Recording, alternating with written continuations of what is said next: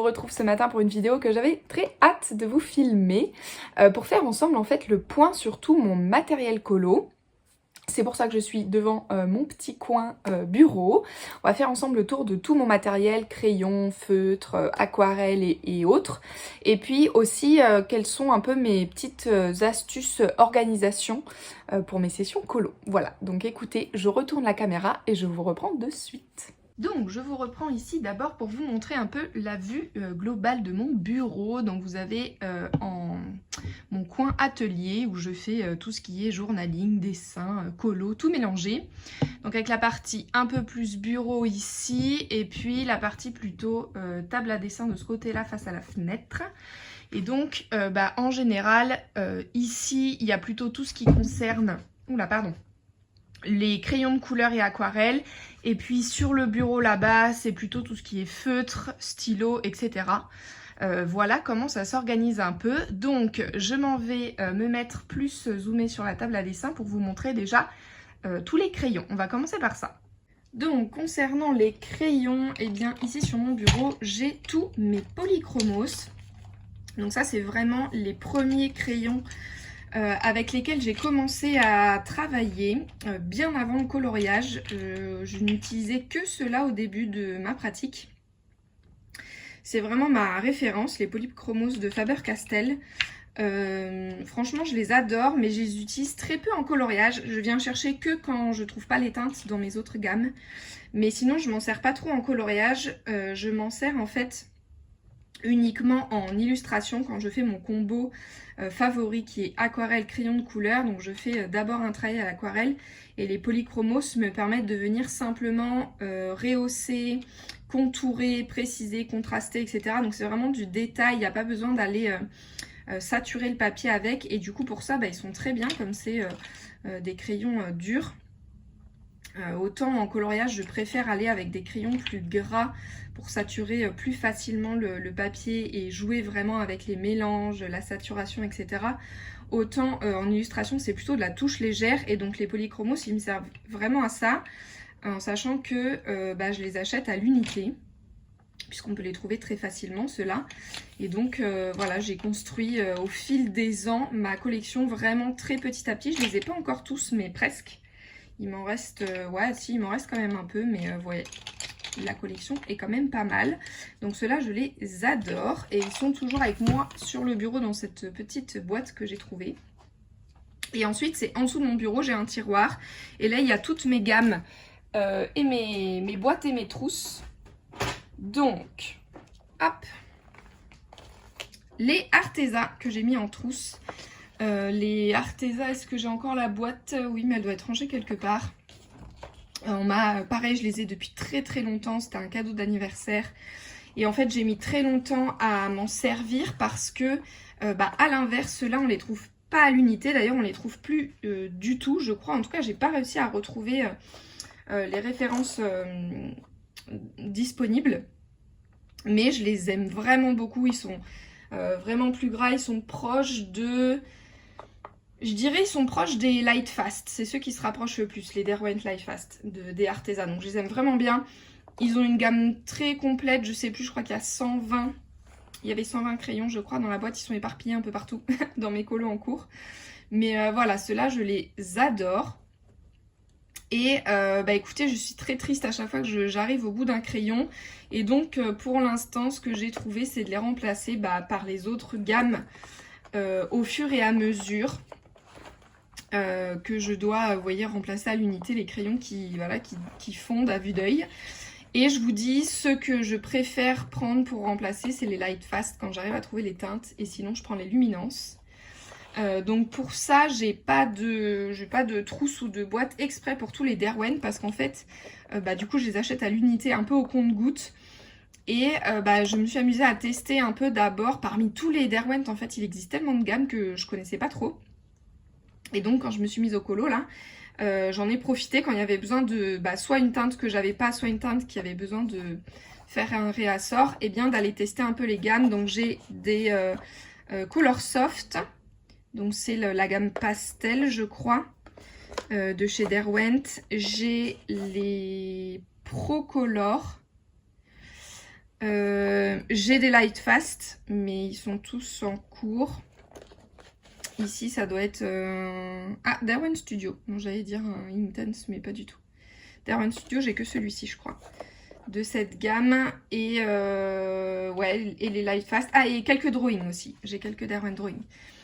Et franchement, bah écoutez, c'est les Light Fast mes préférés. Les drawings, je les adore, mais ils sont tellement gras qu'ils fondent super vite en fait. Même avec les geysers, plutôt que le taille crayon, je trouve qu'on les gâche trop vite. Donc j'utilise principalement le noir et le blanc, qui eux sont très bien parce que bien gras. Mais sinon, c'est les Light Fast mes préférés. Et les soft pastel aussi, ils ont des teintes vraiment chouettes pour les teintes claires. Les Procolor en gris, là, je suis moins fan. Ils sont peu pigmentés, ils sont moins agréables à utiliser. Voilà donc pour la première trousse. Ensuite, j'ai investi les derniers arrivés, c'est les Castle Art Harmonious. Ceux-là, je les ai achetés pour une raison très particulière, c'est parce que je suis en train d'illustrer mon propre jeu de cartes de tarot. Et bah écoutez, j'ai défini une palette colorée propre à chaque suite du tarot, si vous ne savez pas comment est construit un jeu de tarot, exactement comme un jeu de cartes. Et donc pour la suite des épées, je suis que dans des teintes de gris coloré, des désaturés, et j'avais absolument pas de crayon de ce genre de palette. Et bah écoutez, je suis ravie d'avoir découvert les Castle Art Harmonious ici, parce que ils rentrent exactement. Encore que il manque une gamme de désaturés dans des couleurs chaudes, parce que là il y a beaucoup de bleu, vert et rose-violet. Et puis gris bien sûr, mais il n'y a pas de qui tire vers le brun, vers le ocre, vers le... Vous voyez, c'est des teintes un peu comme ça, ou vers des rouges orangés, mais très désaturés. Il n'y a pas du tout, c'est vraiment, vous voyez, que des couleurs froides. Il y a 2-3 bruns peut-être, mais vraiment très peu. Donc ouais, c'est le petit manque de cette gamme, mais vraiment je les aime vraiment bien. Ok, il y a une voiture de cirque qui passe dans la rue, j'espère que vous ne l'entendrez pas trop à la fenêtre. Ils sont très particuliers, je pourrais pas vous décrire comment dire, l'expérience de les utiliser, mais je les aime vraiment bien, ils sont plutôt pas mal.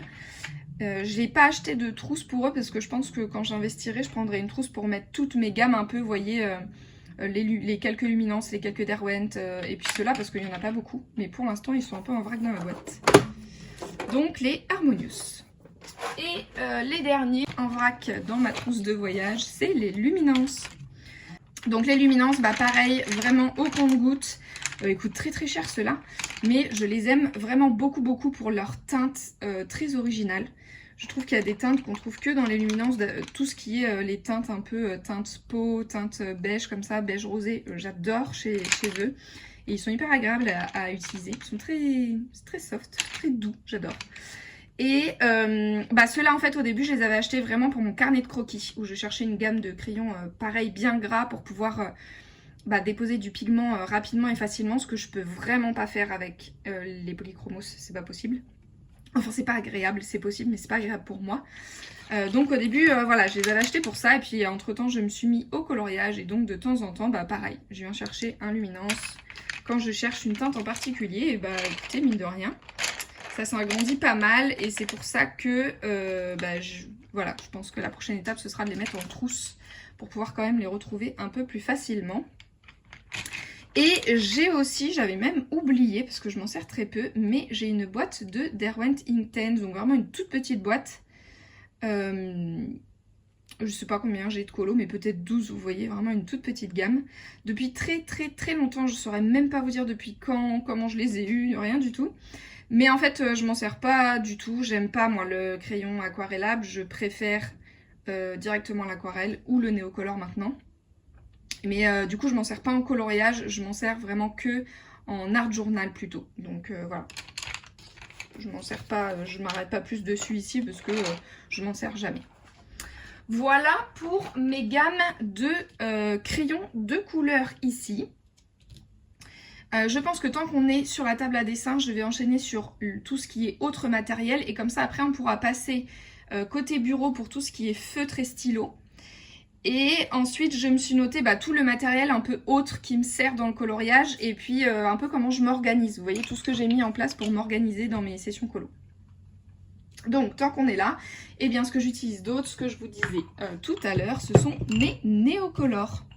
Voilà, Neocolor, j'adore, j'adore, j'adore. C'est ma grande découverte de l'année dernière, je pense, maintenant. Et vraiment, j'adore ce matériel. Il est tellement multi-usage. J'adore l'utiliser tel quel, surtout en pareil, quand je fais mon sketchbook, mon carnet de croquis, c'est Neocolor. On peut tout faire avec ça. Autant en aquarellé, autant en dilué, enfin voilà, je trouve qu'on peut vraiment faire plein de choses. En coloriage, je m'en sers pour les fonds, bien sûr, mais aussi sans aquareller, tel quel, pour mes colos des petites souris, des Matchstick Mouse.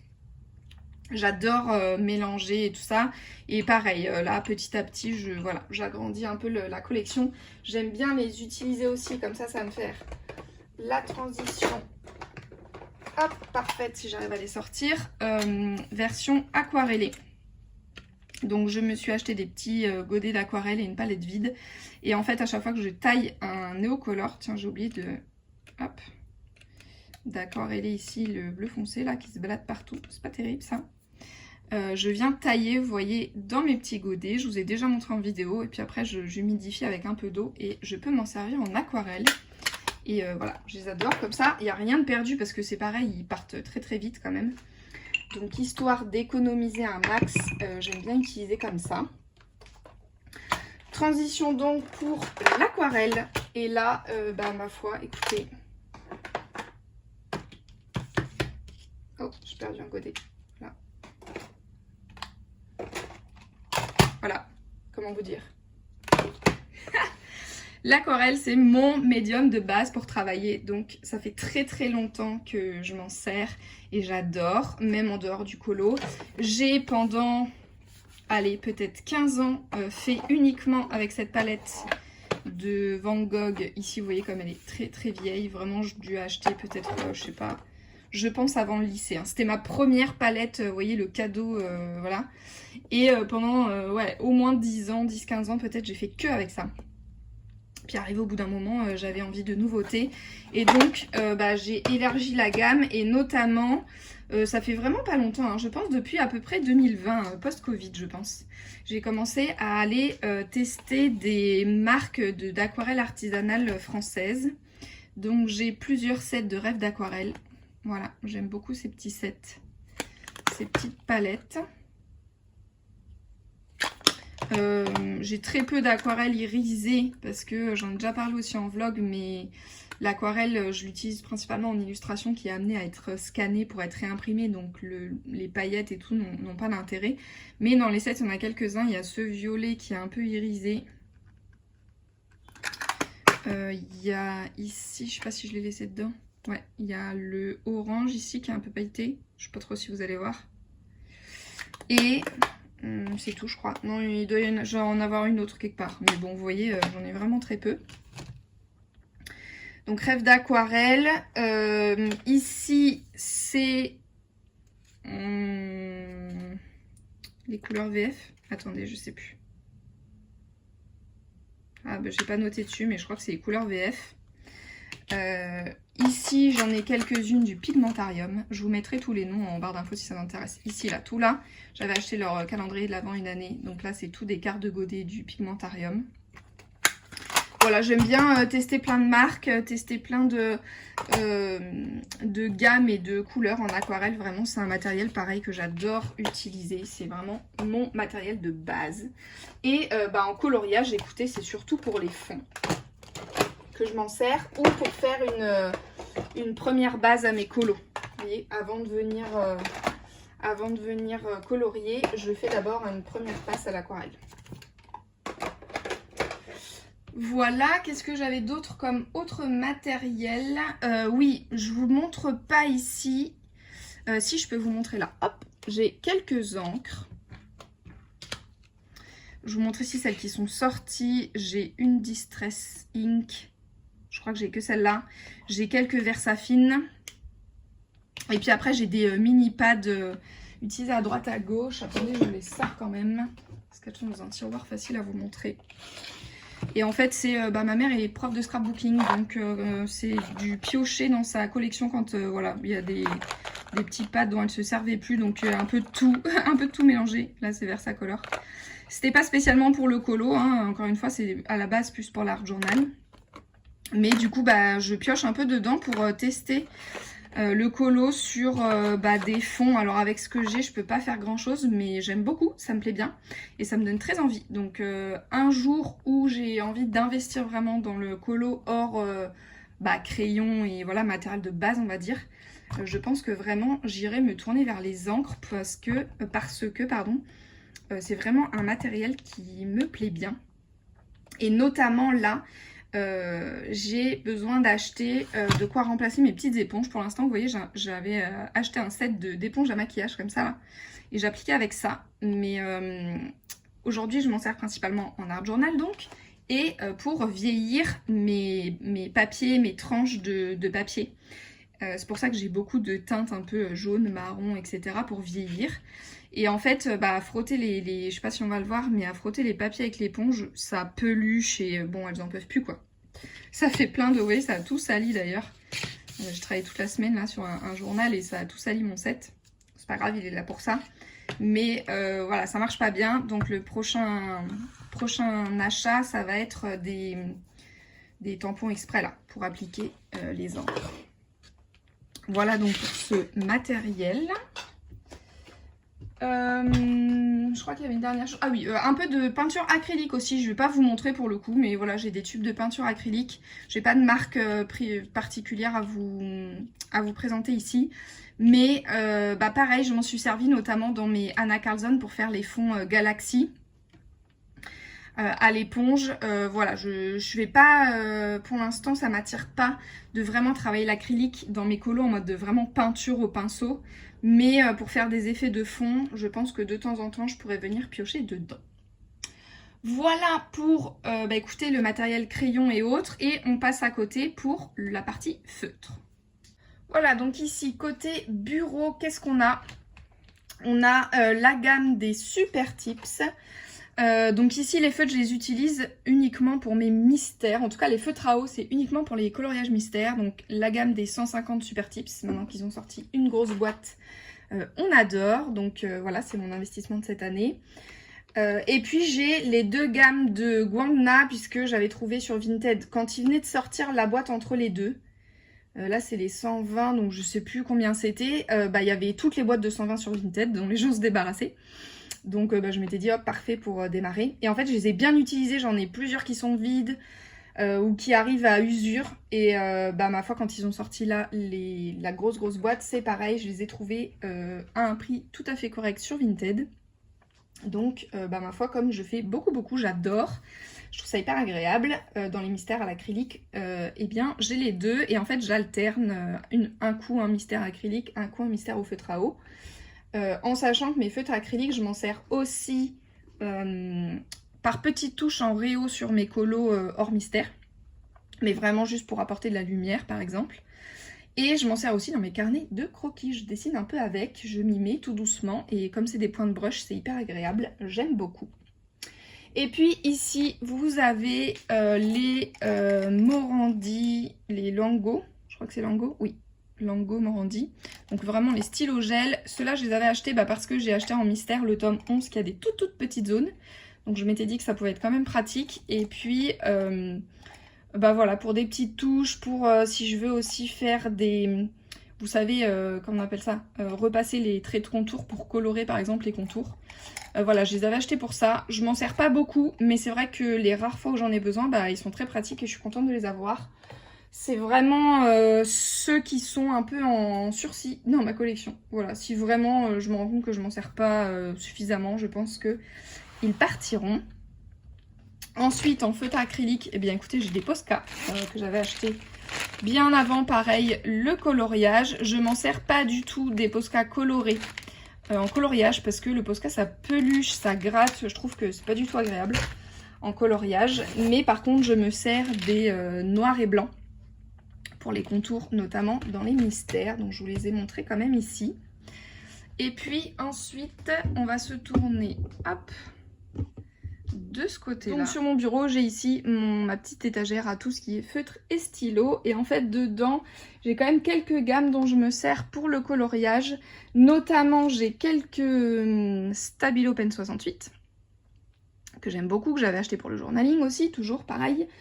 Et en fait, je les aime vraiment, vraiment beaucoup parce qu'ils ont des très belles teintes. Et en plus, Marine m'a dit qu'ils avaient commencé à sortir des points de brush, donc ça je trouve ça super cool. Et pareil, si un jour je veux investir, pour l'instant ça va avec les Super Tips, mais si un jour je veux élargir la gamme, c'est vers eux que j'irai. J'ai quelques feutres Lyra, ça pareil, je ne peux pas vous dire si ça existe encore. C'est un cadeau qu'on m'a fait, je crois, pour mes 18 ans. Une grosse boîte, et je les ai toujours gardés, ma foi. Et je les ai au fur et à mesure mis dans les cours pour les enfants, j'en ai offert à mes neveux et nièces, enfin ils sont un peu éparpillés partout ces feutres. Mais j'en ai gardé quelques-uns avec des teintes, vous voyez, ils ont des teintes un peu... ici un espèce de gris vert, il y a des beiges un peu, voilà, des teintes qu'on trouve pas ailleurs. Donc ça m'arrive de venir piocher dedans aussi. Voilà, principalement. Ah, et aussi quelques Faber-Castell Pitt, voilà, avec les pointes brush aussi. Comme on aime, et ceux-là, ceux-là je les aime beaucoup aussi, mais je pense que je vais pas acheter la gamme parce qu'avec les Super Tips il y a de quoi faire. Je viens acheter que à l'unité les quelques rares teintes que je trouve pas du tout. Vous voyez ici le bleu ciel là, bleu gris, il n'y a pas du tout dans nos gammes de feutres, on sait pas pourquoi. Mais j'ai trouvé chez Faber-Castell. Donc voilà, c'est vraiment la gamme, je viens des teintes très claires en fait. Toutes les teintes pastel, ils ont plein de teintes chez Faber-Castell. Je viens surtout chercher chez eux, pardon. Il y a mes stylos gel blancs et puis les fluos ici, parce que tout rentrait pas là-bas. Et que les fluos, je m'en sers jamais, et à mon avis, jamais en coloriage. Donc voilà, je les ai mis plutôt pour mes journaux. Voilà un peu pour le côté feutre. Je pense que je vous ai tout montré ici. Ok, et eh bien écoutez, je pense que je vais passer en fait en caméra plan bureau pour vous faire le tour de tout le matériel autre et un peu vous montrer comment je m'organise dans le coloriage. Voilà, donc en matériel, qu'est-ce que j'utilise autre que tout ça? Eh bien finalement pas mal de choses au fur et à mesure quand même. L'outil qui est devenu vraiment mon indispensable numéro 1, c'est mon petit pinceau, mon petit plumeau que j'ai acheté chez Emma au rayon maquillage, donc il m'a coûté vraiment rien du tout. En règle générale, tout le matériel de Beaux-Arts que vous pouvez trouver ailleurs que dans les rayons Beaux-Arts, eh bien allez-y. Parce que ça coûte toujours bien plus cher en Beaux-Arts alors que c'est exactement la même chose. Je pense notamment au scotch de peintre qu'on utilise, vous savez, pour protéger nos papiers, qui coûtent hyper cher aux gens des Beaux-Arts. Et en fait, vous allez à Leroy Merlin et ça vous coûte même pas 2 € le rouleau de scotch. Donc voilà, d'une manière générale, quand je peux trouver ailleurs, ça coûte souvent moins cher alors que c'est exactement la même chose. Donc ici, mon petit plumeau, et franchement, je m'en sers tout le temps, surtout avec les néocolores qui font beaucoup de petites pelures.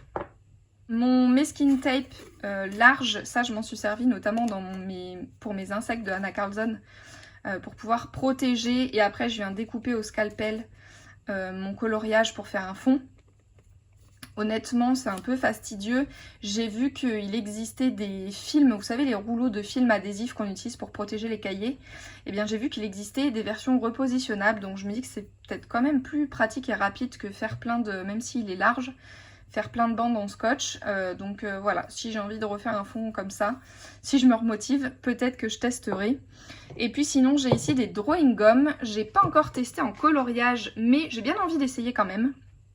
J'avais fait un tout petit test sur un de mes livres et en fait ça avait un peu altéré le papier, mais je suis pas allée plus loin de tester par-dessus, voir si ça changeait quelque chose ou si c'était juste visuellement. Ça n'avait pas l'air de l'abîmer non plus, mais voilà, on voyait qu'il était plus pareil avant et après le drawing gum. Mais j'ai quand même bien envie d'essayer. Celui-là, je m'en sers en illustration et j'en ai testé plein. Mais sachez que le drawing gum dépend énormément du papier, au-delà de la qualité du drawing gum, du papier sur lequel vous l'utilisez. Il y a des papiers qui arrachent très fort avec le drawing gum et d'autres pas du tout. Donc voilà, je vous invite à faire des tests et à éviter aussi les drawing gum bleus. C'est souvent ceux qui laissent le plus de traces pour en avoir testé plein. Donc moi j'ai trouvé ici le Schmink qui est en fin, pour appliquer en fin comme ça. mais qui n'est pas mon préféré. Mais pour l'instant, j'ai vraiment été convaincue par le Winsor & Newton, qui est vraiment parfait, qui est, vous voyez, une espèce de beige, et qui est super facile à appliquer, il est bien fluide, il s'enlève très facilement, parce qu'avant j'en avais un très bien, qui n'abîmait pas le papier, qui était facile à appliquer, qui teintait pas le papier non plus, mais c'était une galère à enlever, et celui-ci pour l'instant il coche toutes les cases, donc c'est le Winsor & Newton. Et pour les appliquer, en fait, j'ai acheté des pinceaux silicone, vous savez, qui servent, je pense, pour l'argile, la sculpture, etc. Et donc en pointe comme ça. Et ça me permet de pouvoir appliquer très finement ou en large zone mon drawing gum sur mon papier, sans abîmer, parce que le drawing gum, ça déglingue les pinceaux, même en les nettoyant bien. Et donc bah, avec ça, pas de souci, ça se décolle très facilement. Et après, je me sers de l'autre partie du pinceau pour gratter à la fin mon drawing gum et l'enlever. Et franchement, meilleur investissement aussi que j'ai fait pour le drawing gum. Enfin, pour son utilisation en tout cas. Voilà donc pour un peu l'utilisation des masquages. Ensuite, en taille crayon, bah écoutez, j'ai un bête taille crayon Super U ou Intermarché, je crois. Mais que j'aime bien parce qu'il a un petit réservoir. Il a les deux tailles pratiques pour les néocolores qui ne rentrent pas dans ceux-là. Et du coup ça me permet de différencier néocolore et crayons normaux, parce que néocolores sont tellement gras que quand on vient tailler un crayon après ça salit tout. Donc voilà, quand je pars en tout cas je prends celui-ci et il marche pour tout. Et puis sinon à côté de moi j'ai le dalle, je sais plus c'est quoi, je vous mettrai le nom. Un aiguiseur à manivelle là, qui est très bien, il est fixé au bureau et c'est très pratique. J'aurais encore préféré un électrique, mais j'en avais acheté un, je sais plus, peut-être un Derwent en électrique, et il était horrible, il abîmait tous les crayons, il a marché 3 semaines, et voilà, bref. Donc bah écoutez, je suis revenue à la manivelle. Mais le prochain aussi, ce sera le Tigal, parce que le Tigal, il peut tailler. On peut choisir si c'est la mine du crayon est plus ou moins pointue, et notamment pour les Derwent Drawing qui sont très gras, très fragiles, bah avec les aiguiseurs ils fondent rapidement, même quand c'est pas taillé et aiguisé, c'est pareil, ça fond très vite et les mines ont tendance à se casser. Donc je pense que le prochain achat ce sera le Tigal en taille crayon. Voilà, ensuite, qu'est-ce que je peux vous montrer d'autre? Bah écoutez, je vais partir sur les petits matériels ici. Mon pinceau réservoir d'eau, voilà, tout bête, je sais pas quelle est la référence, je saurais pas vous dire, peu importe, vous en trouvez partout, voilà, ils sont très bien. Moi j'en ai pris un tout petit pour le voyage, pour pouvoir l'emmener en voyage avec moi. Et je m'en sers pour aquareller notamment mes néocolores. Je sais pas pourquoi, je n'aime pas trop en fait utiliser le pinceau à réservoir d'eau pour l'aquarelle. Quand je fais mes illustrations, j'utilise jamais ça, j'aime pas du tout. Mais par contre pour les néocolores je préfère, parce que ça dose vraiment bien l'eau petit à petit et c'est assez uniforme, vous voyez, donc du coup ça marche bien. Ensuite j'ai un Faber-Castell pointe feutre noir pour mes mystères, pour le contour de mes mystères, qui est très bien parce qu'il est waterproof, voilà, après avoir eu des déconvenus. Et puis sinon j'utilise Posca noir ou Posca blanc. Et mon stylo gel, Morandi, pareil, en blanc, avec la technique de la pâte à fixe. Ici, c'est de la gomme mie de pain en bout. Et écoutez, ma foi, en effet, ça fait couler bien plus l'encre, ça augmente le débit. Donc je sais pas pourquoi ils ont laissé leur feutre ouvert et ils n'ont pas fermé leur feutre, plutôt qu'on doit mettre un bout de pâte à fixe là, qui n'est pas très glamour. Mais ma foi, écoutez, ça fonctionne. Voilà un peu pour le petit matériel comme ça. Ensuite, dans mes colos, j'utilise toujours des papiers buvards. Ma grand-mère était institutrice. Et donc dans son grenier, nous avons 1001 trésors, dont des tonnes de cahiers d'école, des plumes, enfin voilà, il y a plein de choses. Et plein de feuilles de papier buvard. Et je ne sais pas pourquoi on a arrêté d'utiliser ça. Parce que pardon, mais c'est hyper pratique. Moi j'aime pas du tout avoir ma main sur les colos, parce que on laisse en fait une pellicule un peu grasse sur nos colos quand on met la main dessus directement. Et après avec certains crayons sur certains papiers, c'est pas agréable, ça altère un peu. Donc écoutez, mon indispensable, j'ai une feuille de papier buvard, donc c'est des grandes feuilles que j'ai redécoupées. Donc si c'est en format carré, je pense que c'est celui de mon Bridgerton qui a ce format, ou le Mythomorphia, je sais pas trop. Et j'en ai un glissé dans chacun de mes livres en fait, à la page de l'encours. papier buvard, franchement je vous recommande. Ensuite, bah, comme tout le monde, des pochettes de classeurs pour protéger. Ça, je le fais dans les mystères acryliques parce que avec les frottements, ça s'abîme.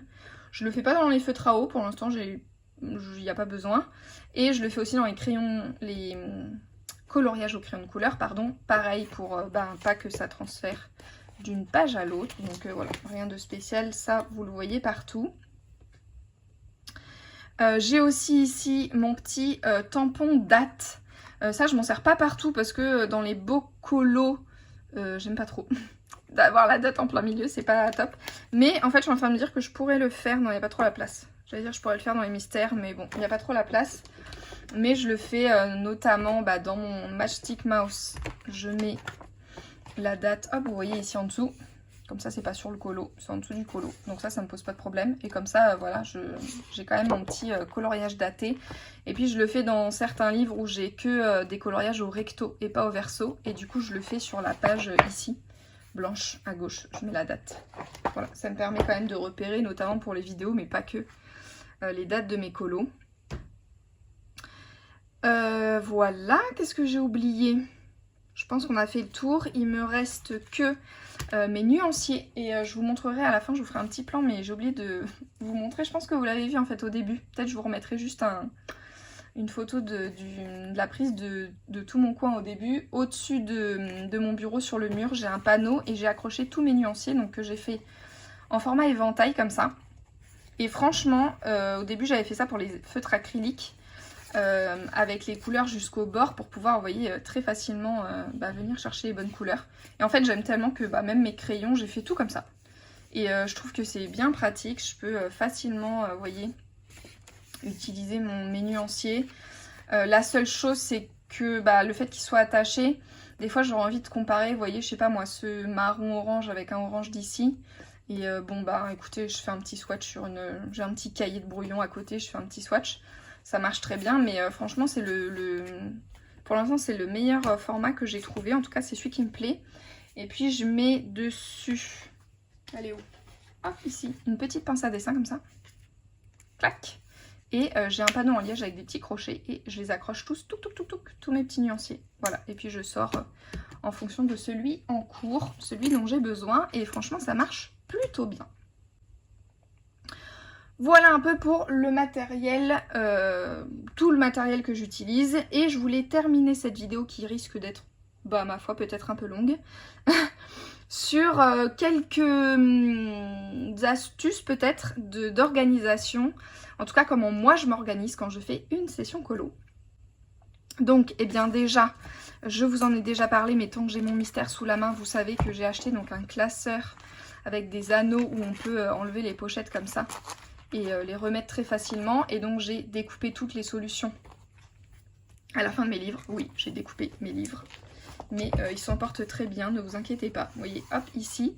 Et en fait, c'est pas mal parce que ça me fait de la marge pour les pochettes plastiques. Au lieu que mon livre, il gonfle à l'infini, et qu'il s'abîme. Et du coup, ça a laissé de la place et ça marche plutôt bien. Et comme ça, je peux avoir, parce que je préfère colorier avec les solutions qu'avec les toutes petites cases, là où ça brouille. Honnêtement, ça brouille la lecture. Je préfère faire avec ça. Donc comme ça, hop, je détache la page de mon mystère en cours que je garde avec moi. Et ma foi, pour moi, c'est très pratique comme ça. Voilà pour les mystères. Ensuite, oui, je voulais vous montrer. Attendez, je vous amène tout le matériel ici. Ok, donc j'ai ramené tout ce que j'avais besoin pour illustrer ce que je vais vous dire. Ça va être un peu dans tous les sens, un peu crayon, un peu aquarelle, un peu tout. Mais écoutez, j'ai ma liste, comme ça je suis sûre de rien oublier. Donc, vous savez, je vous les ai déjà montrés aussi, mais je me suis fait des petits pots, j'ai récupéré des pots de yaourt. J'ai collé dessus une étiquette avec un adhésif blanc que j'ai plastifié. Avec un film adhésif transparent et avec des feutres Velleda, et bien écoutez, comme ça je peux venir noter le tome en cours et dedans je mets tous les crayons de mes encours. Et franchement c'est hyper pratique, j'adore. À la fin du colo j'efface et je mets le nouveau nom. Et j'adore parce que comme ça quand je colorie je prends juste mon petit pot d'encours. Je peux en avoir plusieurs en même temps, j'ai 3 petits pots, pour l'instant ça me suffit. Et ma foi, c'est vraiment hyper pratique. Voilà, donc mes petits pots d'encours, ça c'est vraiment un truc testé et approuvé. Fait maison et ça marche très très bien. J'ai aussi ici 2 fonds de... ça devait être des boîtes de stylos que j'ai gardées. Et ici c'est celui de... en fait c'est comme ça même d'ailleurs. Ici c'est la boîte des tous les basiques que j'ai tout le temps. Donc là je les ai sortis pour la vidéo, mais normalement il y a mon stylo noir, il y a mes Posca noirs et blancs qui sont je sais pas où. Il y a mon stylo gel blanc, le Derwent Drawing noir, Derwent Drawing blanc. Et voilà, là en ce moment j'avais mon coloriage de diligence d'Harry Potter que je traîne. À chaque fois que je fais une session colo, je fais les 3 crayons là, donc je les ai avec moi, comme ça je les ai tout le temps. C'est vraiment la barquette pareil que j'ai tout le temps avec moi. Et en général d'ailleurs, hop, j'ai mon plumeau qui est dedans. Voilà, mais même quand elle n'est pas trop pleine, mon taille-crayon rentre aussi. Voilà, et puis celle-ci, c'est les feutres acryliques en cours, normalement. Pour les mystères en cours. Et là, j'ai fait une entorse à ma règle, mais parce que je voulais faire un Disney à la fois. Et j'ai mon Vitro Rebelle qui est en suspens, mais qui rentre pas dans le challenge en ce moment de la mission des abonnés de Marine. Et du coup, je l'ai mis en pause pour faire mon blog Disney. Et voilà, pour pas perdre les crayons, je les ai mis là en attendant. Mais normalement, il n'y en a pas. Ensuite, ici je vous ai pas montré tout à l'heure, mais je vous ai parlé de mes godets d'aquarelle pour les néocolores. Donc vous voyez, j'ai acheté comme ça un petit set de godets vides. Très pratique, on trouve ça pour 3 fois rien facilement. Ils sont dans ma petite boîte sur mon bureau. Ensuite, ici j'ai mon petit classeur de nuanciers, mais enfin pas nuanciers, plutôt les palettes complètes de toutes mes gammes. Ça c'est ce qui me permet de voir ce qui me manque, ce que j'ai déjà, ce que j'ai pas. Par exemple quand je vais en magasin pour acheter un nouveau crayon, je prends les pages pour pouvoir compléter. Vous voyez ici typiquement c'est la gamme des polychromos, donc comme ça vous voyez un peu, il m'en manque quand même quelques-uns un peu partout.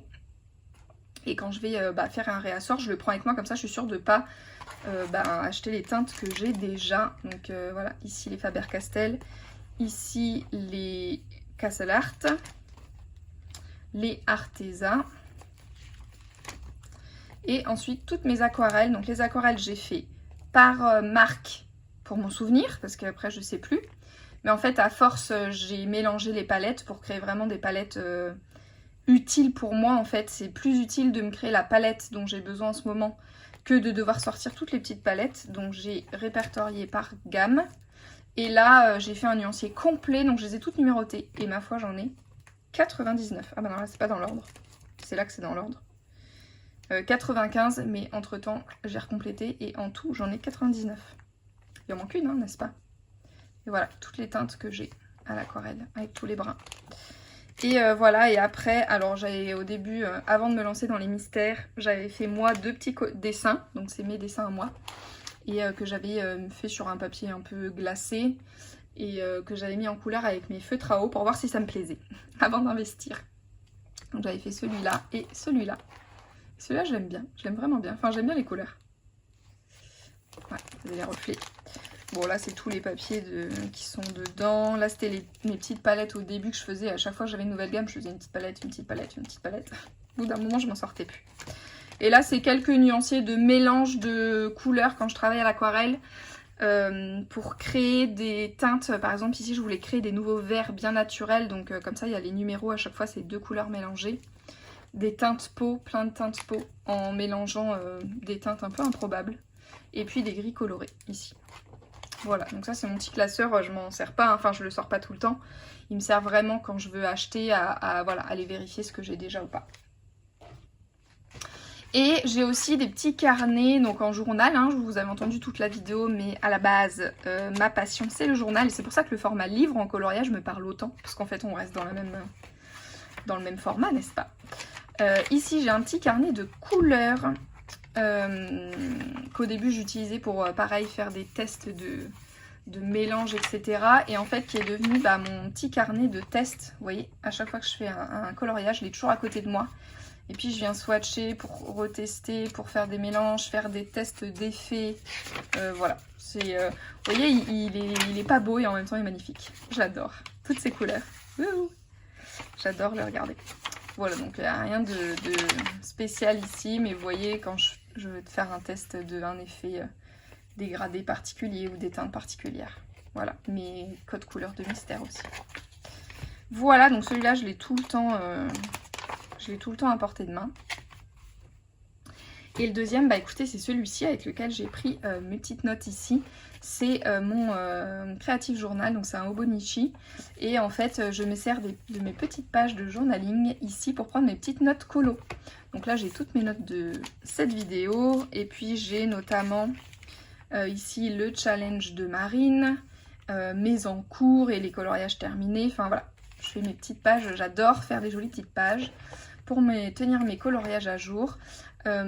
J'utilise tous les feutres que j'ai pour le colo pour décorer, mes aquarelles aussi. Des petits bouts de papier, des petites photos de magazines. Et puis les printables, là c'est dès que j'avais acheté sur Journal C, je crois. J'avais acheté plusieurs kits. Mais sinon, principalement, ce sont les miens. Ici, c'est les miens que j'ai dessinés. Ici aussi, tout cela, c'est mes printables qui sont disponibles sur mon Patreon. Donc en version à imprimer. Et pour ça, moi j'achète, je vous mettrai la référence aussi, du papier adhésif que j'achète sur Amazon et qui est super bien. Il existe en brillant, un peu version papier photo, et en mat. D'ailleurs c'est du papier photo mais autocollant. Et il est super et ça fait une super belle impression, une belle qualité d'impression. Donc c'est ça que j'utilise moi. Et voilà, écoutez, jusque là, ils étaient disponibles que sur les paliers de journaling.